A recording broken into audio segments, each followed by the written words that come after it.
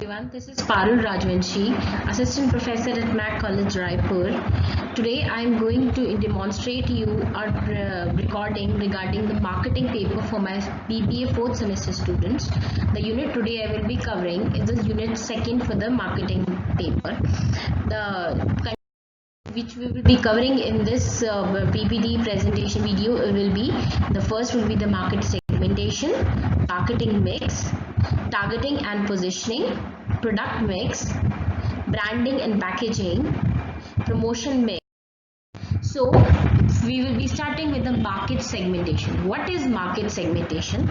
It is the process of dividing a potential market into distinct sub-markets of consumers with common needs and characteristics.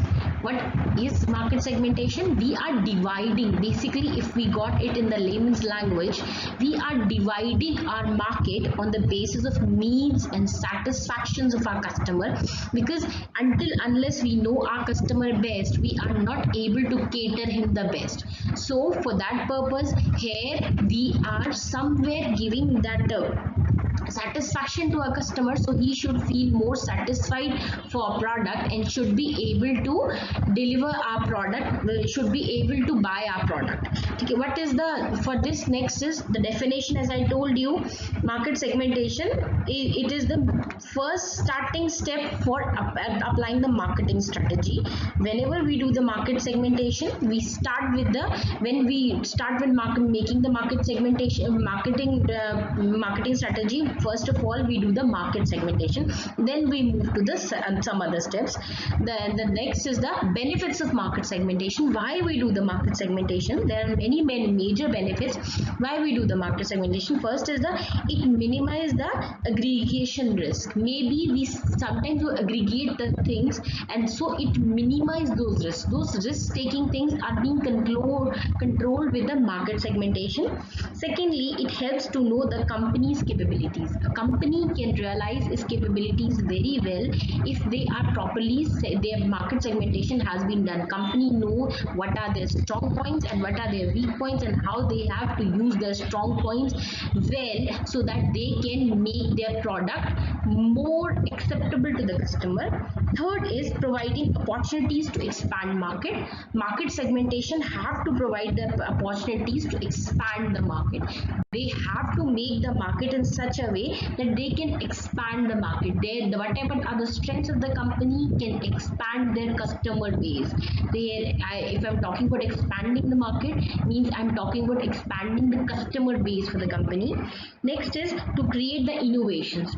As we know, this is the era of the innovation. We have to keep on continuously innovating the things, otherwise our customer can become redundant. He will feel like he is not using something new, because nowadays, as companies are coming up with something new every time, because they are trying to get that attention from the customer. So our market segmentation should be capable enough to create the innovations in the market. So if I talk about this, the best example I give you, LG, they never realized that in Punjab the semi-automatic washing machines, they were used for making the lassis during the big ceremonies. When there was a big ceremonies, those washing machines can be used for making the lassis.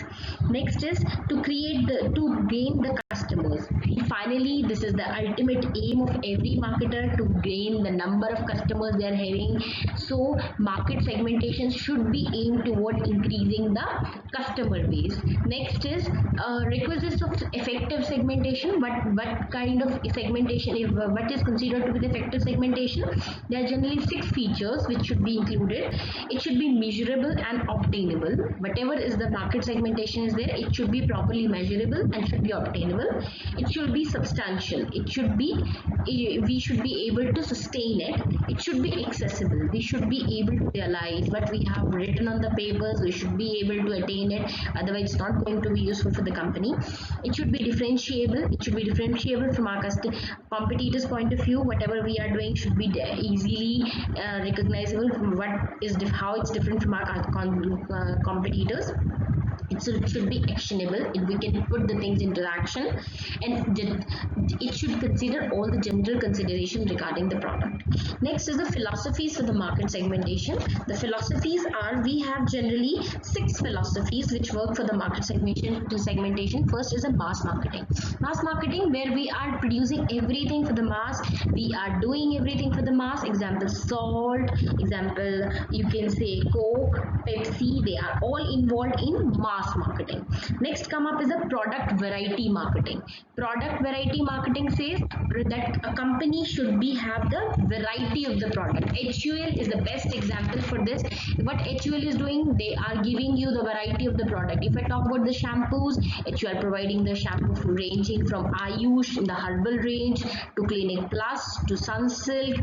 So they are providing a huge range of shampoos, jams, sausages, everything they are providing, variety of the product. If you are not liking this, you shift to this. If you are not liking this, you shift to that.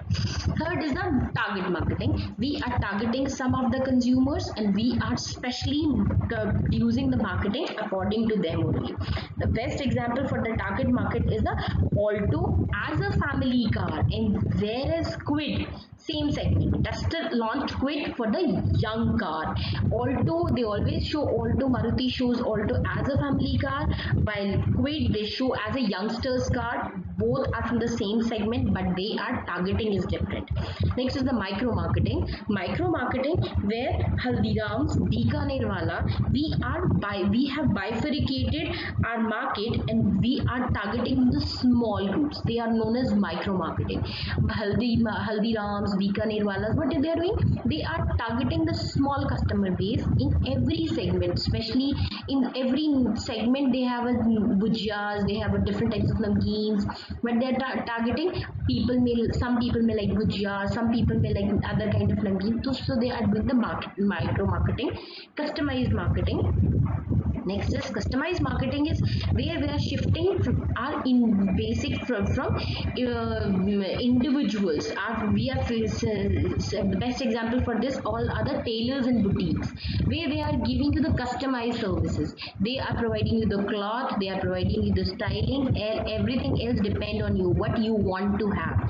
And the last is the personalized marketing. Personalized marketing is very close. We are doing it for the person to person basis.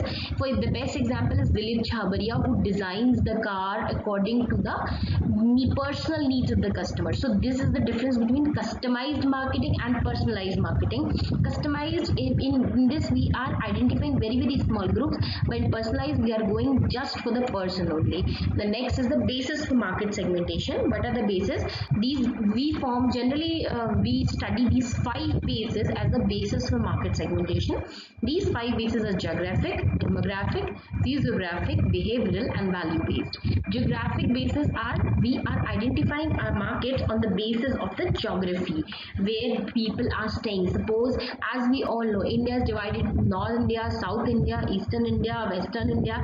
So there the kind of requirements of the people is different. Yesterday I was going through a very good case study where they're talking that in northern India to Maharashtra, if you study, the cricket is more common, while in southern India, away from this northeast India, northeastern states to Gujarat, to Bengal, to Odisha, people like football more. So this more a geographical market segmentation. Next is the demographic. Demographic is based on the age, sex, education, marital status of the people, how they are divided. And we generally, if you see the demographic, the best example of demographic is nowadays they are showing you the husband and wife both are working. So that is a demographic, that in metros both of them are working. So definitely both are important in that case.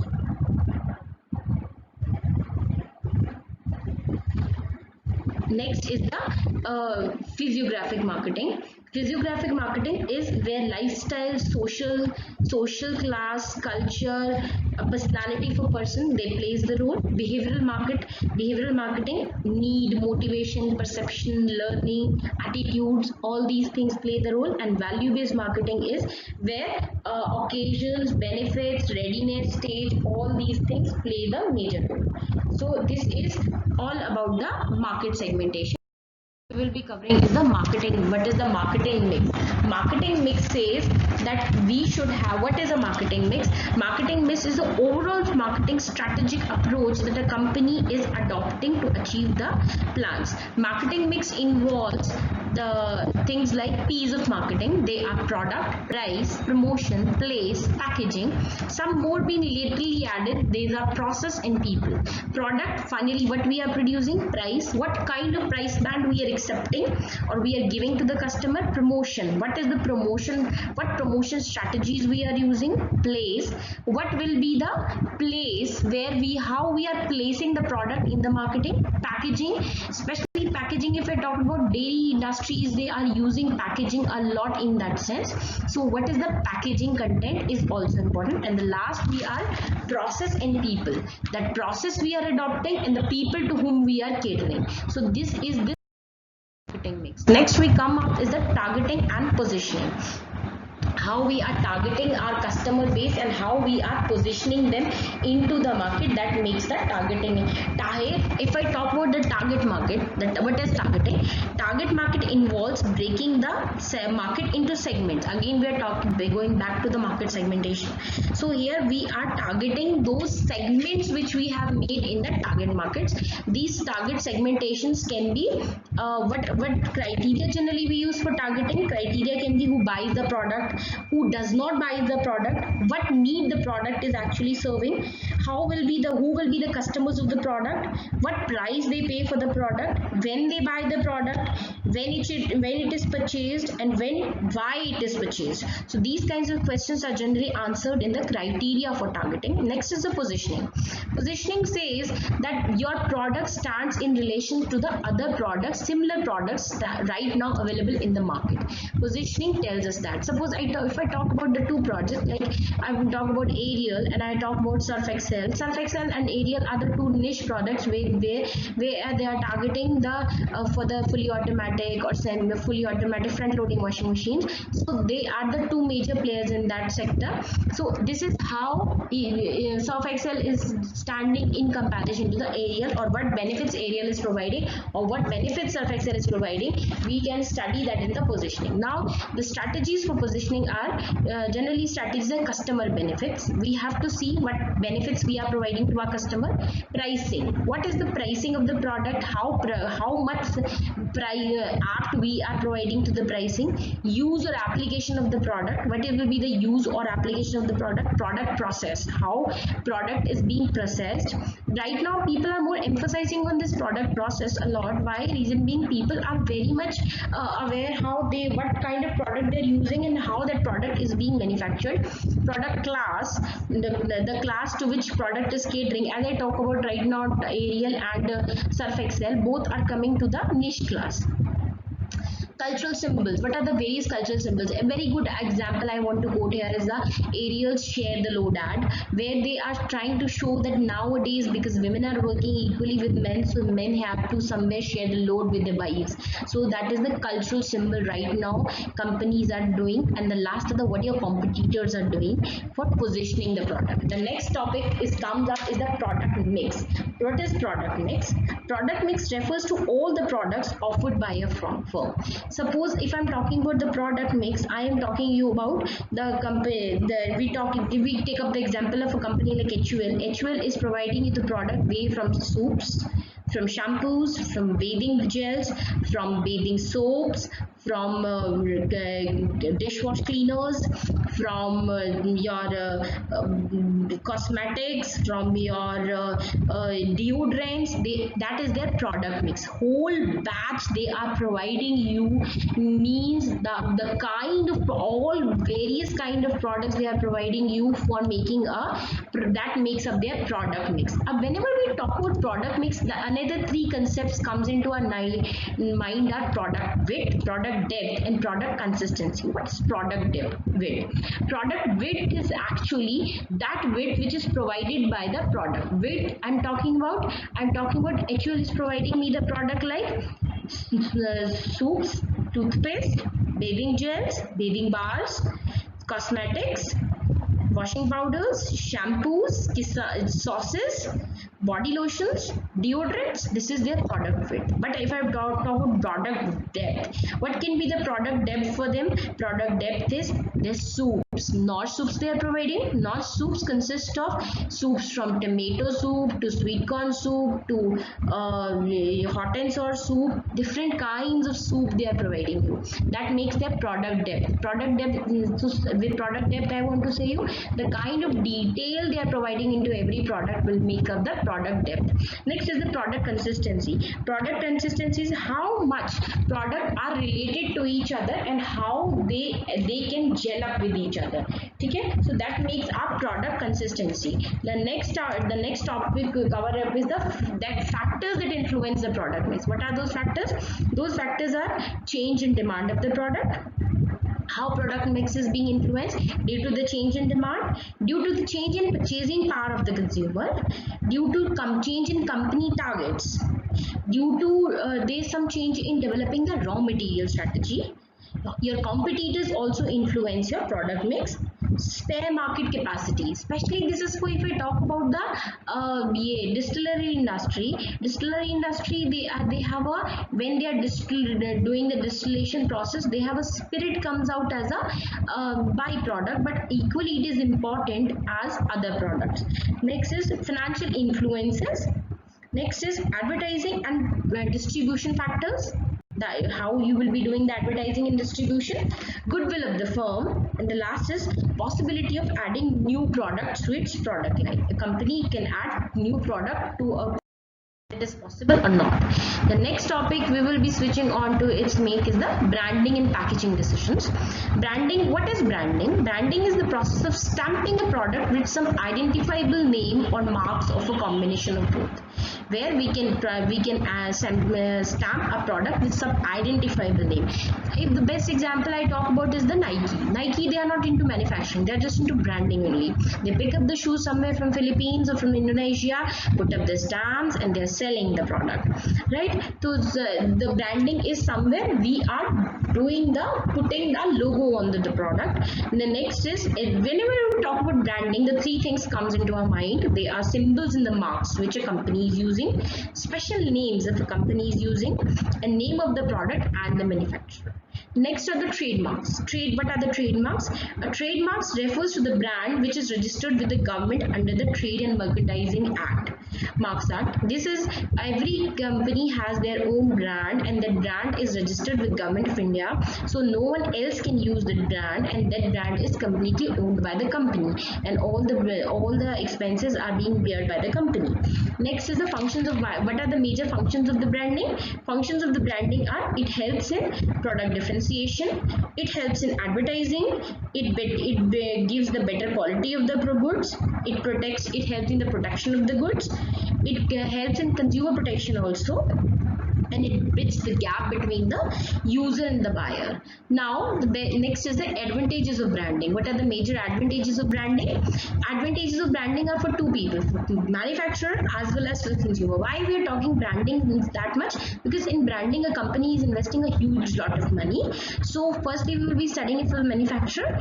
A manufacturer for branding helps manufacturer in many ways. It creates a distinctiveness for the product. It creates publicity for the product. It creates protection for the product. It allows wide market to the product. It gives you brand loyalty, and it helps in market segmentation. And regarding the consumers, the product is, it helps in indication of source. It helps in easy to shop. You can easily buy the product on its name. The consistent quality of the product. Psychological satisfaction of the product is, consumer is being satisfied by using the product. Uniform price of the product, status of the product, and last is the packaging of the product. So consumer get these kinds of benefits from having preferring any brand. The next is the packaging. What is packaging? Packaging means wrapping, compressing, filling, or creating goods for the purpose of protection of goods. and their convenient handling. Handling is also included. So packaging facilitates the sale of the product. It is basically helping you in sales. What are the functions of the packaging? Functions of the packaging include protection of the good. So the most important is it should protect the good. Appeal to the customer. Packaging should be said that it should be able to provide a good appeal to the customer. Perform functionally. It helps in performing the good functions of the product. Convenient. It should be very convenient. Cost effective. It should be cost effective. Easy handling. A product should provide the easy handling. Preventing adulterations. Anyone should not be able to adulterate the product. And the last is publicity. To the packaging should be so that it should provide a good publicity to the product. What are the requisites of the good packaging? The good packaging should be suitability. It should be protective. It should fulfill the requirements of the consumers. The packaging material should be good. It should have a cost written on it. Attractive value it should have. Size and shape should be comfortable, and durability of the product also holds the important position. The last topic we will be covering for today's unit is promotion mix. What is promotion mix? Promotion is a process of providing process of communicating to the people through persuasion and influence. So what are the objectives of the promotion? It should provide information to the people about your product. It should stimulate the demand in the market regarding your product.